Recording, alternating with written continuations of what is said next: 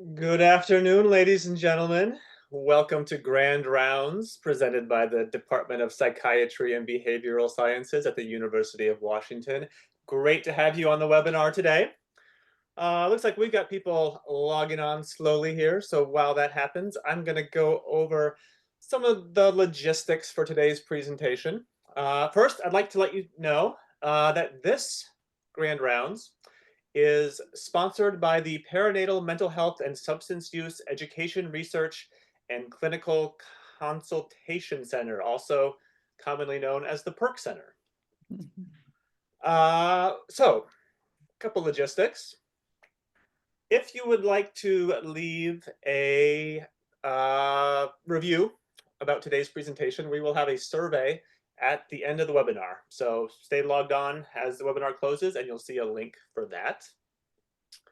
I'd also like to let you know that our final grand rounds of the academic year will be next Friday, that's June 6th, and we'll have Peter Vitaliano presenting for that final one. So please join us for that before we take a break until the fall.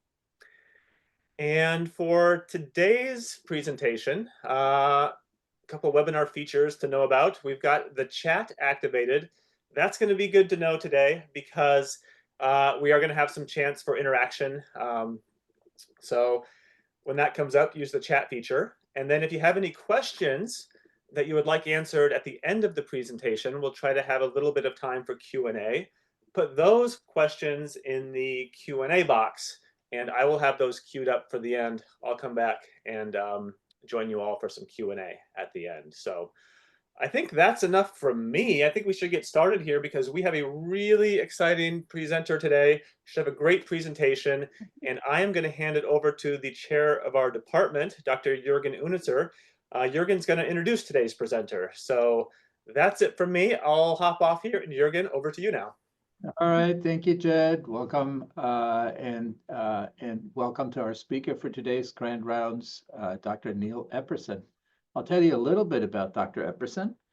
She's a professor and chair of psychiatry at the University of Colorado School of Medicine. And before going to the University of Colorado, she was a tenured professor of psychiatry and OB-GYN at the University of Pennsylvania. And there she founded and directed a Center for Women's Behavioral Wellness. She did her medical training at the University of North Carolina and her psychiatry training at Yale University. Dr. Epperson is a real expert in women's reproductive and behavioral health. Her research has advanced a whole host of things in that space, understanding the effects of gonadal steroids on brain functioning, reproductive status, and sex in biomedical research. She's also explored the impact of childhood adversity on hormonal responses and brain behavior. She's authored over 250 peer-reviewed publications and has had funding for her research from the National Institute on Health for more than 2 decades. So today, we are going to learn from Dr. Epperson about common concerns that we may encounter and that we should consider and evaluate when we care for women during the peri and postmenopausal period when we encounter them in our clinics. We will also learn about the importance of evaluating a history of childhood adversity, about state-of-the-art treatments for psychiatric and cognitive concerns during peri and postmenopause. And with that, I'm really looking forward to this presentation. And please join me in welcoming and thanking Dr. Epperson for joining us for the Grand Rounds today. Welcome. Yeah. Well, thank you so much, Dr. Unitzer. It's wonderful to be here, sorta. I really was hoping to be in Seattle, but you know, the stars were not aligning, and at this time of the year. But in any case, so thank you so much, and we're going to jump in. As Jed mentioned, I do actually have a couple of responses that I am going to ask from the audience. And you can just put those answers in the chat, just again, to try to keep you awake and interactive and thinking critically about some of this material and like what would you do under certain circumstances given a certain patient presentation. I do have a few disclosures. Typically my disclosures have not a whole heck of a lot to do with the presentation, but I do need to mention that I have off-label use discussion for estradiol and lisdexamfetamine. So we will get to those slides, but I just want to make sure you recognize that these are off-label use that I am going to be discussing. So learning objectives, basically I'm going to, yeah, there we go. I love threes. Uh, Basically, I want you to be able to think about what are common concerns of women presenting in the psychiatric practice that are in this age group or experiencing, peri and postmenopausal symptoms. I want us to have a little thought about the neuroscience of gonadal steroids. We call this psychoneuroendocrinology, and three neurotransmitter systems that are affected by gonadal steroids. We also want to talk a little bit about why should you think about your patient's childhood adversity history when, again, many of these events you can't really go back and do anything about, of course, but how do they impact your patient at midlife and beyond? And I'd like for you to describe at least one alternative to estradiol treatment for peri and postmenopausal concerns. Okay. All right. So bottom line, I think if you don't take anything away from this more than these two statements, navigating the peri and postmenopause is complicated and not for the faint of heart. This time in a woman's life can have major ramifications that we'll talk about. And then I really believe wholeheartedly that whatever your practice is, if you're going to treat midlife women, that you need to understand at least the basics of reproductive psychiatry and at least the basics of what the menopause can contribute to the presentation that your patient may be having as they step into your office. So in order to kind of bring this alive, I just want to give you some ideas of how patients present. Lily's a 49-year-old physician, and her only child is leaving for college. She immigrated to the US when she was 5. She experienced some moodiness for several months during the postpartum period, but otherwise has had no episodes of major depressive illness or any kind of serious psychiatric illness. She recalls, though, being quite irritable and anxious 2 to 3 days prior to her periods when she was regularly cycling. Now, Lily, by the time she sees you, has not had a period for 4 months. So I want to do something very basic and ask you, what is Lily's reproductive stage? Is she late premenopause? Is she early perimenopause? Is she postmenopausal? Or is she late perimenopause? Okay. Now I'm asking you this based upon the one thing I have in this history that you need to be thinking about. And that is she's not had a period for 4 months. Okay, let's look at the chat. Nobody's put anything in the chat. Nobody wants to jump in? Okay. Thank you, Deborah, Katie. All right, we've got a lot of people going for, or 3 people going for D. I hope this is not all the people that were in that women's mental health program, but maybe you are. In any case, D is the right answer, and let me show you why. So, this is the reproductive stages. This is what we call the straw criteria for reproductive staging. You obviously have the reproductive years, starting with menarche, and you can see that even in reproductive years, there's variable in duration, early, peak, and late. So then we get into the menopause transition. So it is a transition, and you have early and late perimenopause.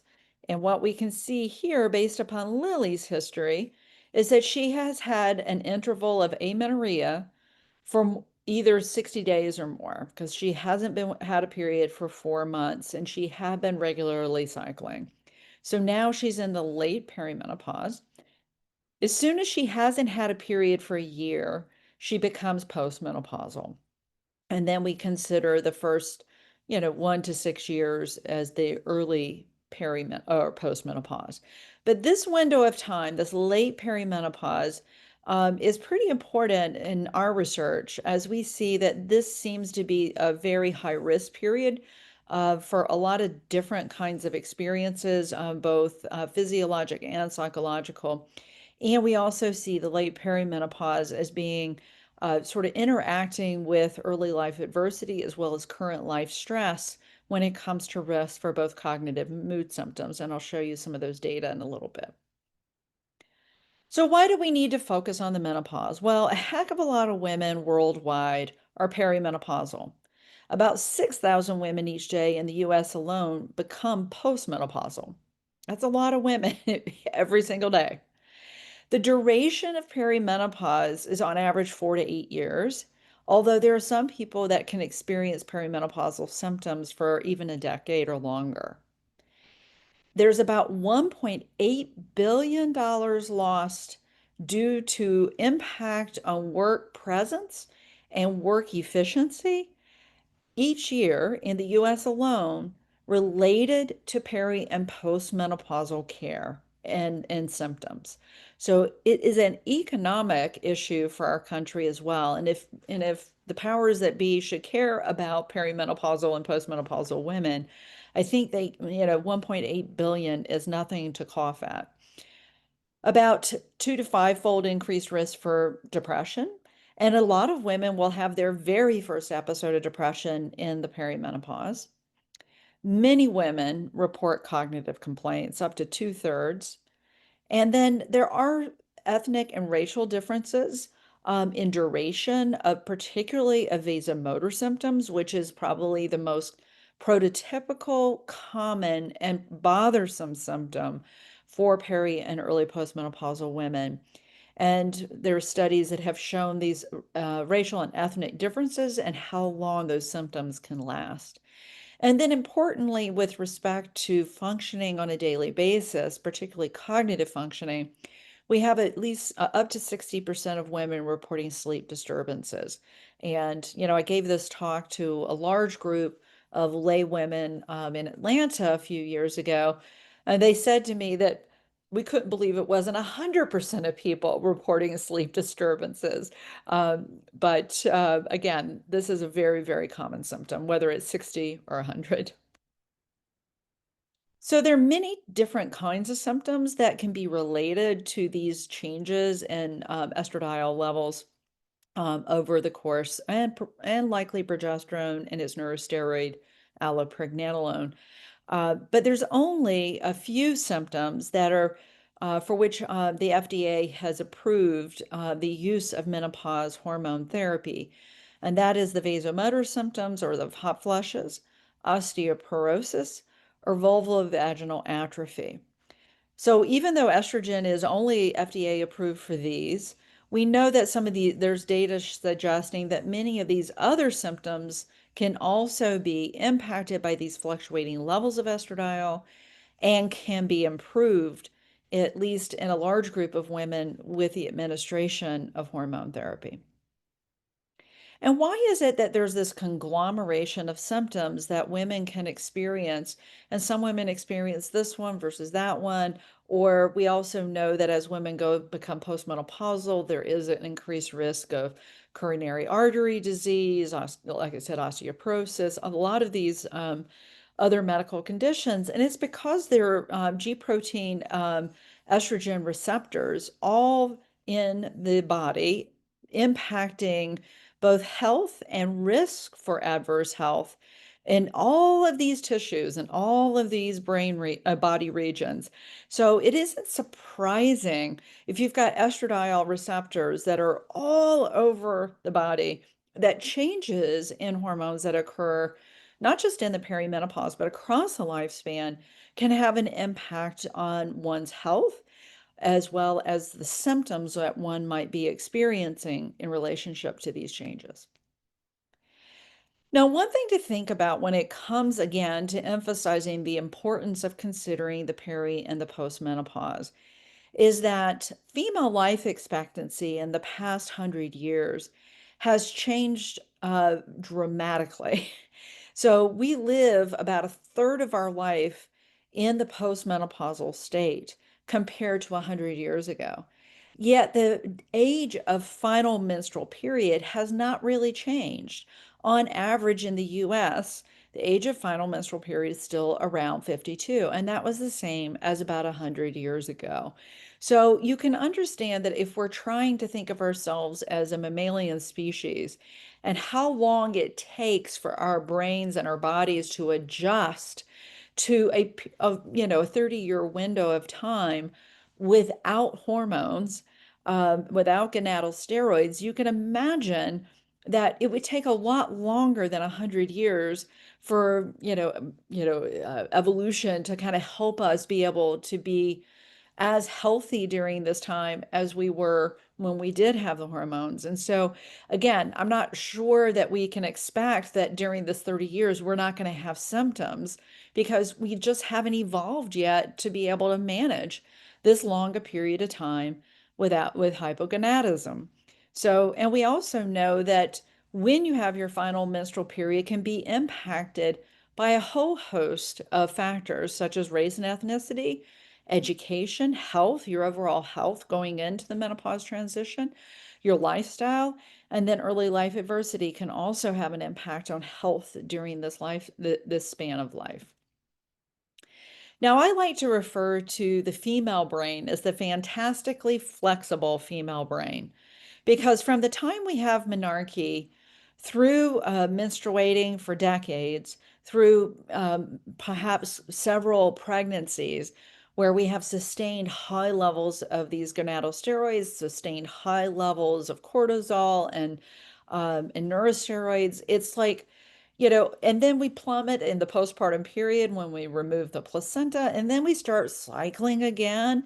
And then in the perimenopause, we have like erratic cycling, so nothing is completely predictable. And then again, we live 20 to 30 years, and in some women, it's more like 40 years into this period of being hypogonadal, unless we're going to adjust with hormone therapy.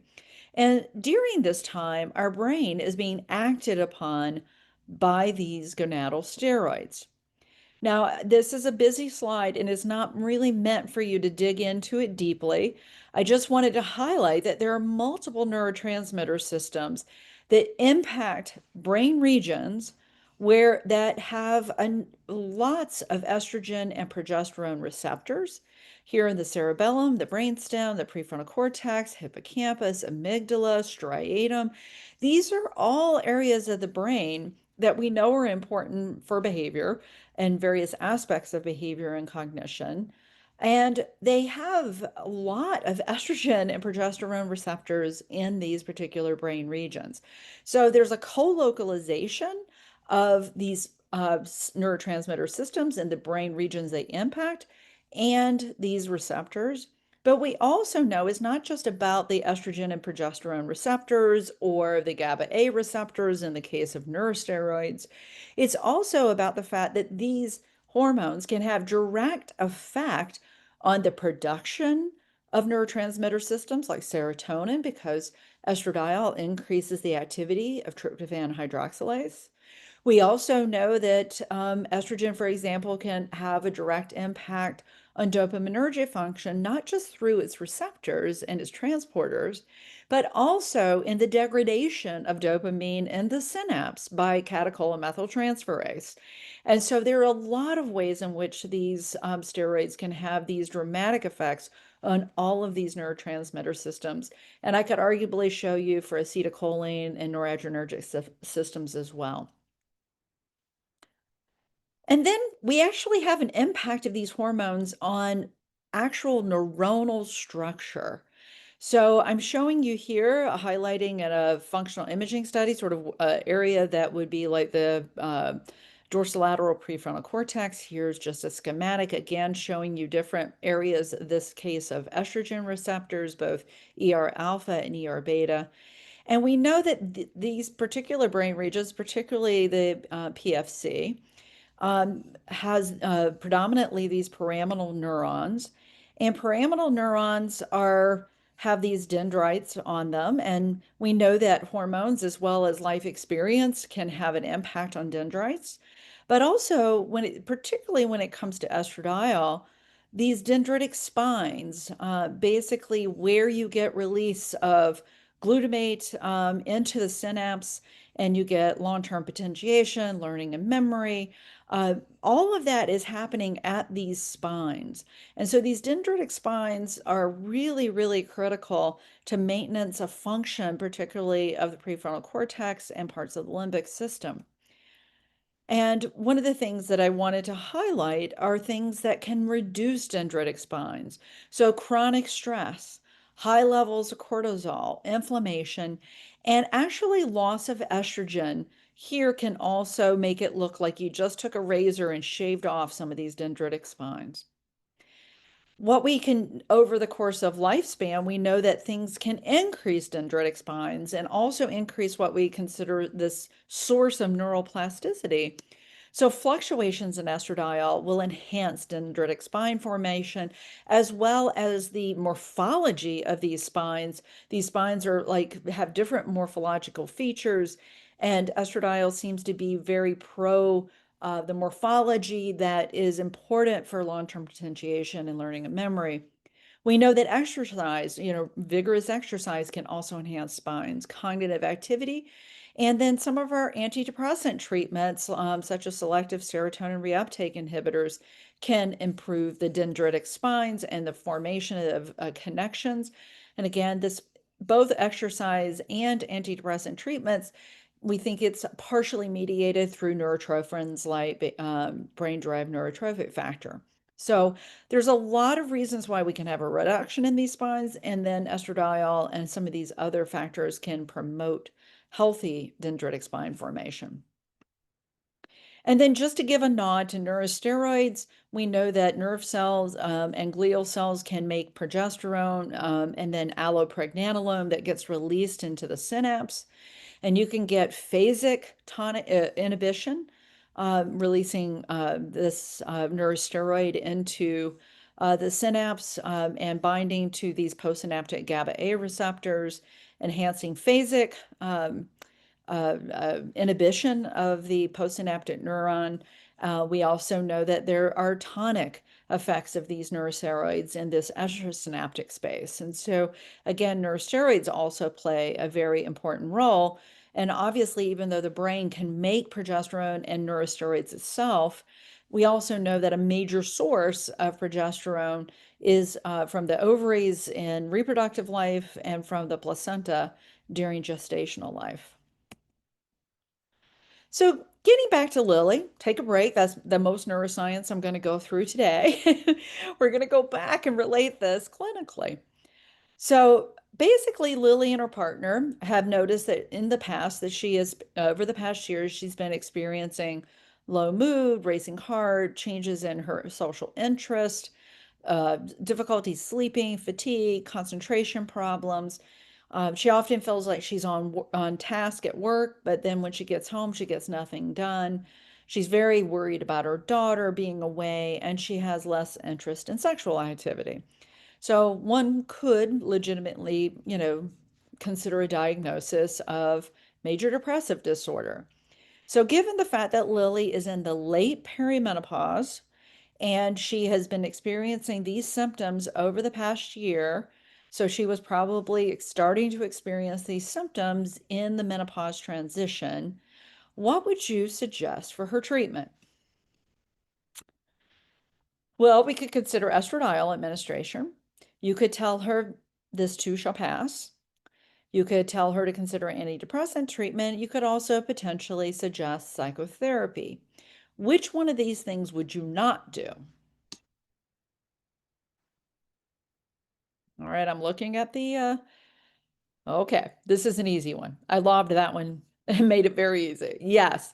But the reason why I put that one in there about you never tell a woman this too shall pass is because we have no idea when it will pass. It could be years that she could experience this. And it's really invalidating of a person's struggle and experience. And for decades, well, until I would say until recently, many women have reported to me that this is how they felt that their provider was treating them, that they could just suck it up because it's just part of the menopause. All right. So let's say that that is true, that Lily did have those symptoms, and you would think about potentially estradiol, potentially an antidepressant, and potentially psychotherapy. Those would all be reasonable options, particularly if she's particularly anxious and very worried about her daughter. I would think psychotherapy could potentially be helpful there. But what if Lily's partner informed you that Lily's concern about her daughter is way, way not normal? She thinks that she is going to be in terrible danger at college. And on occasion, she's been thinking that he is having an affair and that all the neighbors are helping him keep it a secret from her. These symptoms started about 8 months ago. She does calm down with reassurance, so she can seem kind of okay with some reassurance, but the symptoms keep returning and they're getting more frequent. So now we've got a wrinkle in her case, and that she's had onset of paranoia. And I can tell you from my experience, when we see perimenopause psychosis, this is a lot of how it sounds. It's a lot of paranoia and concern about relationships and things that like that that are important in their life. So what would you do now? One, would you diagnose her with schizophrenia? Would you start estradiol treatment? Would you hospitalize her? Would you start an atypical antipsychotic or consider both B and D? Okay, somebody already put any. Yes, I would definitely consider both B and D, mainly because in perimenopause onset psychosis, there is some evidence that estradiol may be helpful. But if she's having lots of difficulties and the psychosis is getting worse, the paranoia is getting worse, even though she's got some insight, she's able to be calmed down. You could also start an atypical antipsychotic, particularly if she's not sleeping very well. My most recent patient with this disorder came to me from Wyoming, and we started her on a low dose atypical antipsychotic, which was helpful, estradiol too. And then ultimately, what was very interesting for this patient is that when she started the Prometrium, the oral micronized progesterone at night, and her sleep really improved much better with that than even the low dose antipsychotic. She really started to have considerable improvements in her thinking and in her paranoia. So how would I use estradiol in this case? Well, like I did with my patient in Wyoming, since I practice in Colorado and she's 7 hours away, I needed to find her a primary care provider who could do all of the pap smears, mammograms, and what have you to make sure that she had no contraindication to hormone therapy. I can certainly ask for this list of questions, but I also wanted to work with the GYN in case there were some difficulties in the hormone therapy. And because my patient had a uterus, she did actually have a Mirena IUD. She had that removed, and then she started oral micronized progesterone. But I tend to start estradiol alone because I never know if people are going to have a positive, neutral, or negative effect to Prometrium. But she did need uterine protection, and which is why she ended up with Prometrium. So just possible hormone regimens. You can use, I tend to use I tend not to use oral estradiol. That is my preference. And it's mainly to bypass first pass liver metabolism.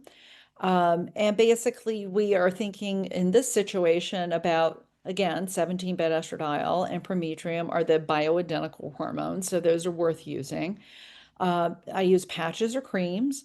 I started a decent dose of estradiol of 75 to 100 micrograms if I'm using a patch. I often will, like I said, use estradiol alone for a period of time just to see what symptoms resolve. Then I will cycle with natural progesterone. If you use it every night, sometimes it's 100 milligrams, but if you only use it for 12 days out of the month, then we give a higher dose. I always watch for mood worsening with the progesterone administration. And then obviously those that have a negative reaction to oral progesterone, we do have intrauterine devices such as the hormone emitting IUD that can protect the endometrium. So let's move on to a different case and thinking about this much more from sort of the cognitive perspective of, and this is very common. Kathy is a sort of a conglomeration of a number of women that I see at this in this time period. But she's a 43-year-old executive who underwent a risk-reducing salpingo-oophorectomy. So for those that are aware that basically our RSO is recommended for women who are at genetic risk for cancer or have had breast or ovarian cancer. And if you're at genetic risk for cancer, whether you've had cancer or not, the oncologist is recommending that women will undergo an oophorectomy before the age of 38 if they've had all the children that they wish to have. So she had undergone this procedure 6 years prior. She's worried about her memory and function at work and home since the surgery. So clear onset of what she refers to as memory problems. And we're going to talk about how they'll walk in your door saying, boy, I can't think my way out of a shoebox. But what exactly do they mean by that? Now, in this situation, she's also experiencing the vasomotor symptoms, sleep disruption, depressed mood, and irritability, but her cognitive symptoms are her primary concern. She has a mother with dementia, and she is certainly aware that Alzheimer's disease is more common in women and that there are genetic contributions to increased risk for dementia. So the way I explain this to women is, and sometimes to lay audiences when they have concern that that they're having early dementia, because I can tell you the women like this, that's exactly what they're concerned about is the early dementia. So I use this little game sort of to help people understand the difference between what the cognitive symptoms that one might experience with dementia and the cognitive symptoms that one might experience in the peri or surgical postmenopause. So I'm going to ask you, what do these things have in common?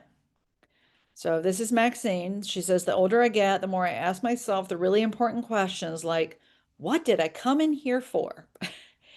What has that got to do, and how is that related to the dorsolateral prefrontal cortex?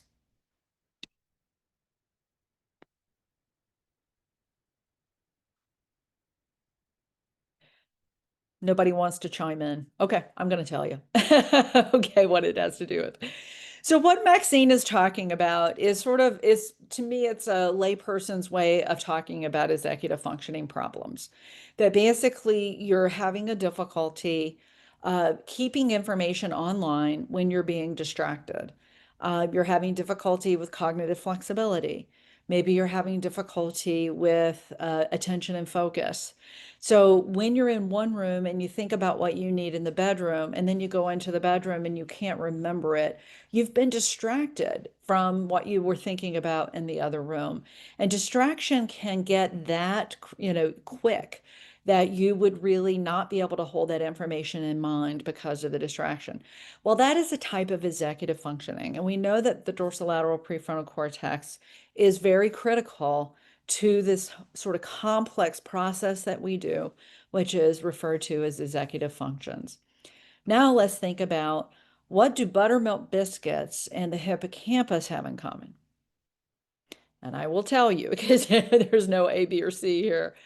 Basically, this is something, growing up in North Carolina, I learned to make buttermilk biscuits a long time ago. It's something that I do on a regular basis. It's something that I don't need to look in a book to get the recipe. But if I were to get up one morning and not be able to remember that there's flour, or that I needed to put salt, or that I needed to have baking soda if I was going to have buttermilk versus regular milk, I would then start to get concerned that something that is so consolidated in my memory, and thinking about hippocampal functioning, and this is such a procedural memory, that I would be concerned about myself if this happened with me trying to make buttermilk biscuits or something similar to this. For you, it may be knowing how to needlepoint or whatever it might be, or knowing how to get to your grandchild's house, whatever it might be. And the reason why I bring this up to women and to a number of audiences is the fact that it's a very simple way of saying, okay, is this the type of cognitive problem that is more prefrontal cortex related and possibly being impacted by these fluctuations in hormones? Or is this more of a problem that is very much hippocampal in nature and a lot of dementia processes will have an impact on the hippocampus before it has an impact on the prefrontal cortex. So the likelihood that these ladies are coming in with early dementia, if they have intact hippocampal functioning, is very, very slim. And I think it's very reassuring to them. So you don't have to be a geriatric psychiatrist or a neuropsychiatrist or a neuropsychologist to kind of use something like this to help explain this process to individuals. Now, estradiol definitely has an impact on the hippocampus, but a lot of what we experience with people like Kathy are symptoms like difficulty sustaining attention in meetings, recovering train of thought after distraction, forgetfulness, ability to complete tasks as quickly as before, word finding difficulties. Often there's this sense of ennui and kind of decreased motivation for certain tasks, particularly if the tasks are boring. And then, like in this situation, people will often say to me, you know, I have to read things over and over it for it to sink in, and didn't used to have to do that. Now, again, in somebody who's had an oophorectomy, these symptoms can often have a very abrupt onset. And in my experience, they don't get better the longer somebody is without estrogen. Their brain just doesn't seem to get used to it. The perimenopausal woman sometimes is a little harder to know because, you know, the perimenopause can be lasting for years. It's not an abrupt change. So in any case, I think it's a very important thing to consider, is that these are the types of symptoms people experience. Okay. All right. So which brain region, based upon what I just walked you through, is Kathy's symptoms most related to? The hippocampus or the prefrontal cortex? I think most people should get this answer. Yep.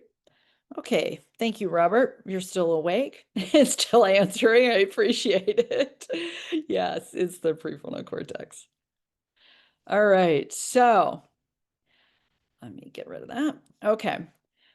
So people might say, is this really true? Do women really experience these kind of executive functioning changes? Is this just a small percentage of women? Well, I will tell you, during the pandemic, we asked ourselves that question as well, because, you know, again, a lot of the people that participate in our studies are treatment seeking or they're living close by an academic institution. So we decided to use online method to assess premenopausal, perimenopausal, and postmenopausal women who underwent either a natural or a surgical postmenopause. And what we're trying to do here is we're looking at their complaints on these 5 subscales of the Brown Attention Deficit Disorder Scale. And again, these are some of the ones that Kathy was having problems with. And if you want to say, let's control for age, education, and self-reported ADHD diagnosis, you can see that this is the difference. This is like we'll call premenopause our baseline. See how huge a change there is between pre and perimenopause, highly significant difference in BADS. That's a large difference in scores. That there's an attenuation in the natural menopausal population, that they aren't quite like the premenopause population, but they're also not quite as high as the perimenopause. But let's look at our ladies with surgical menopause, surgical postmenopause. They have substantially higher levels of executive functioning complaints. And this is to me, this is the highest risk population that we need to be thinking about. Now, some people will say, well, don't women have problems sleeping, some anxiety, maybe some depressed symptoms, and that kind of thing? If we control for those, do we see these perimenopausal women and postmenopausal women differing compared to up here? And yes, you can see that basically when you control for these other factors that are very common in the peri and postmenopause, that you see less of a difference between the pre and the perimenopausal woman, but you still see a significant difference, and the pattern is the same, with the surgically postmenopausal women having the highest executive functioning complaints. So to me, this is a very clinically meaningful investigation, because what it says to me is that when women come into my office and they're thinking about their executive functioning, I'm also going to be wanting to look for all of these other symptoms and problems that could impact how somebody is thinking about their executive functioning and their cognition. We've also done studies where we've looked at a psychostimulant, lisdexamfetamine, versus placebo on these executive functioning difficulties, because a lot of this is the study data from women who had undergone a oophorectomy, and many of these women had experienced significant ADHD type symptoms, because if you look here, their average was around 50.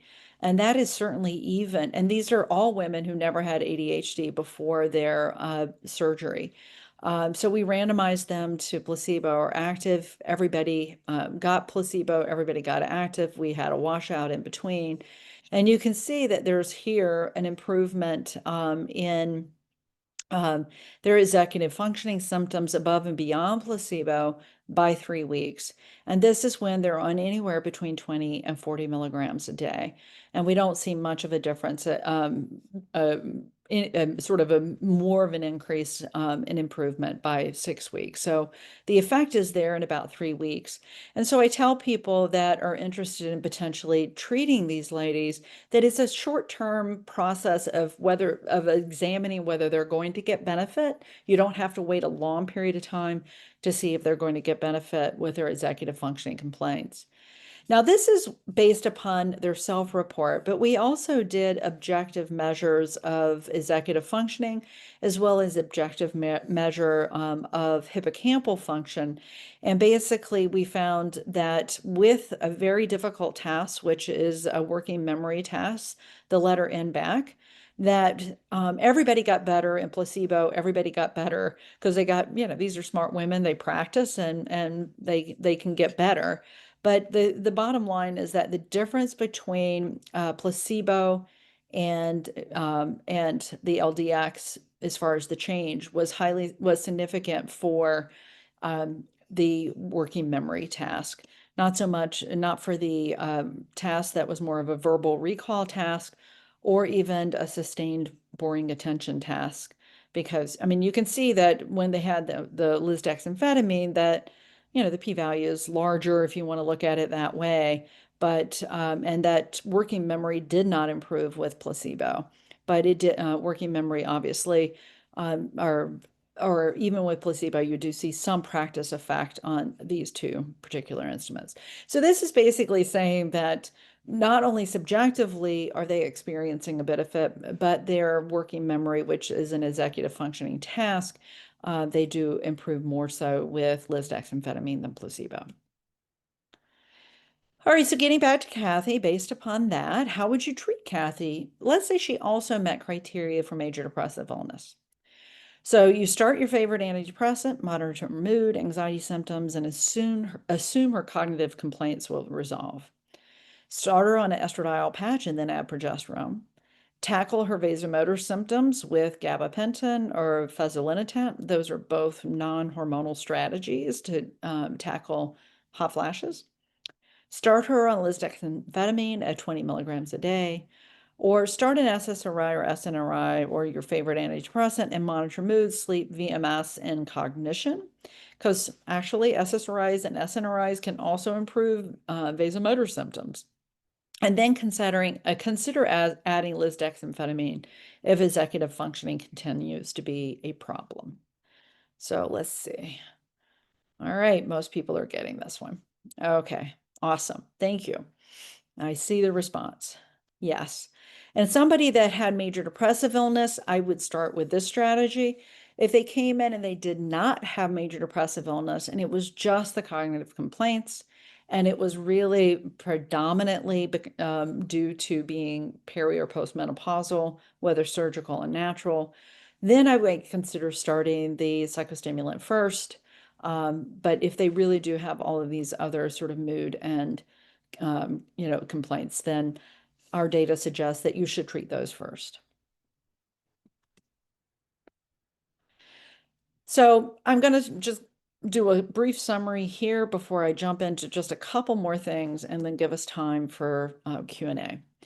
I would say you should really know about the reproductive status of your patients wherever they are, pre, peri, post. Determine the relationship between the onset of these psychiatric symptoms or cognitive symptoms and where they are with respect to the reproductive status. Because a lot of menopausal symptoms can exacerbate psychiatric illnesses or exacerbate things like sleep that can then impact a psychiatric presentation and or a cognitive presentation. If you treat midlife women on a regular basis, I would say find a colleague who is willing to do hormone therapy with you, or start trying to train yourself with respect to how to use hormone therapy. And there are, the Menopause Society has these kinds of trainings and certifications. If estradiol is helpful, but a patient is still symptomatic, then I always tell people you just got to go with your standard pharmacotherapy. And if cognitive difficulties are in this executive functioning domain, and it's the predominant symptom, you could try the psychostimulants. Otherwise, if there are a lot of other sort of perimenopausal symptoms, you might want to try to attack those first. So just a word about why you should care about childhood adversity when it comes to your peri and postmenopausal women.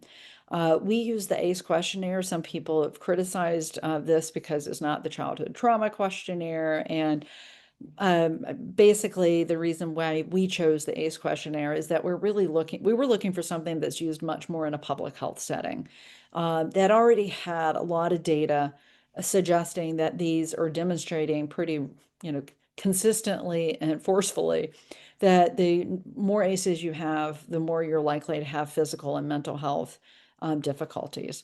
And so we basically studied in one large longitudinal data set, can ACEs and having ACEs be associated with even your very first episode of major depressive disorder? So you've never had depressive disorder until you become a perimenopausal woman. And we did see that even as low as 2 or more ACEs, particularly if they occurred for the women in the prepubertal window, was associated with a 2 to 3-fold increase of having a first onset of major depression in the perimenopause. And so, again, you might have some ladies that come to you in your clinical practice that have never had major depressive illness before, and they're perimenopausal. I would say you really want to look at whether they've had early life adversity, because that is definitely a risk factor for why they might be presenting at this time. We also know it's not just about ACEs. ACEs are also associated with greater risk for inflammation, greater risk for metabolic disease. And so one of my junior faculty members, Christina Metcalf, took advantage of the Penn Ovarian Aging Cohort and published 3 papers where she looked at ACEs, menopause, and menopause stage. And this is where we discovered that it is the late perimenopause, and particularly things like high inflammatory markers in the late perimenopause that are associated with worse verbal memory, because that's the only kind of task that they looked at in this particular study. She now has also shown in her own study that that ACEs and inflammation and markers of inflammation are associated with executive functioning difficulties. And then when it came to depression, she found that, it wasn't just about ACEs and inflammatory profile in the late perimenopause, but it was also whether the person had a lot of current life stressors. And that was when it was like you had the 3 hits in order to see higher depression symptom scores.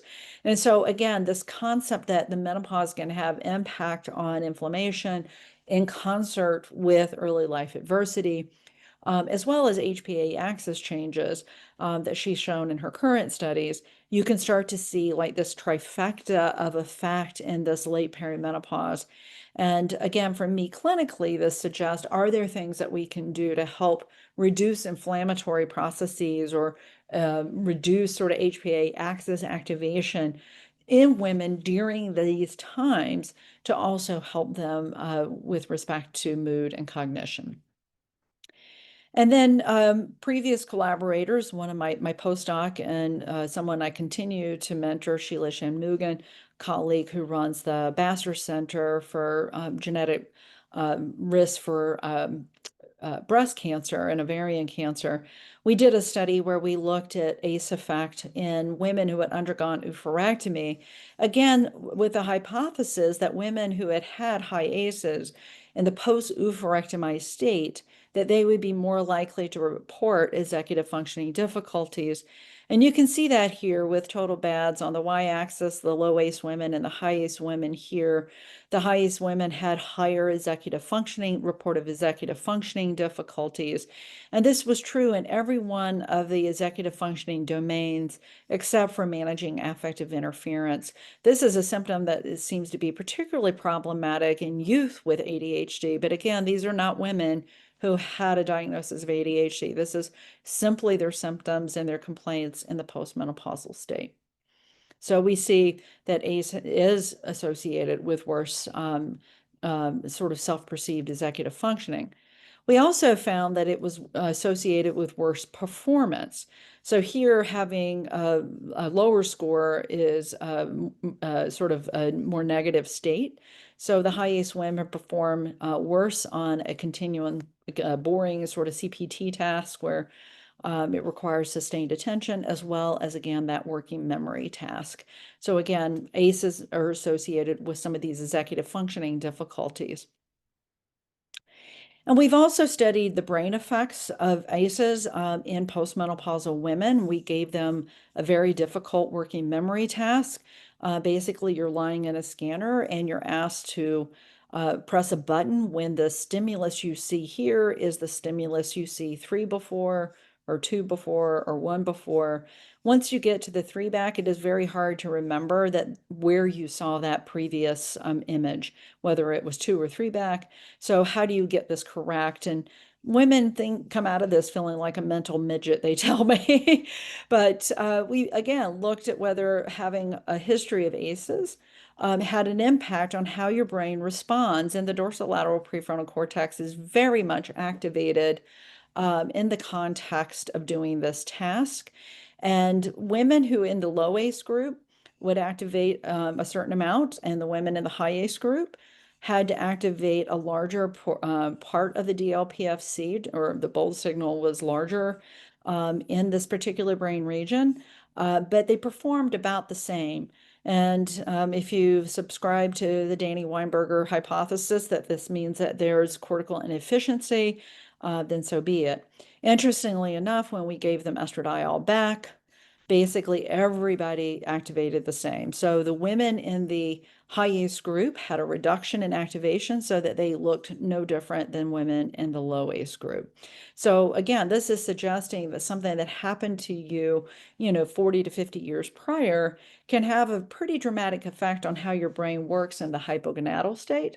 And then when you add estradiol back. So again, peri and postmenopausal are not for the faint of heart. There are a lot of symptoms and there's a lot of cost related to those symptoms. We know that gonadal steroids have a profound effect on brain structure and function, and early life experience not only has enduring effects, but can impact how your brain responds to hormone therapy. Hormone therapy is not a panacea, but I do consider it on a case-by-case basis. Those of you that have had concerns because of the Women's Health Initiative study, I would really, really ask you, I didn't go into this, but I would ask you to read the most recent literature, and I think that you'll be much less concerned about the use of hormone therapy in this population. And there are other pharmacologic options to address these women's symptoms, and I wouldn't be hesitant to use them. All right, I'm going to skip that and go to questions and thoughts. So I'm going to stop sharing so that I can see everyone. And thank you so much for your attention. Yes, and I think it's me that you're going to see.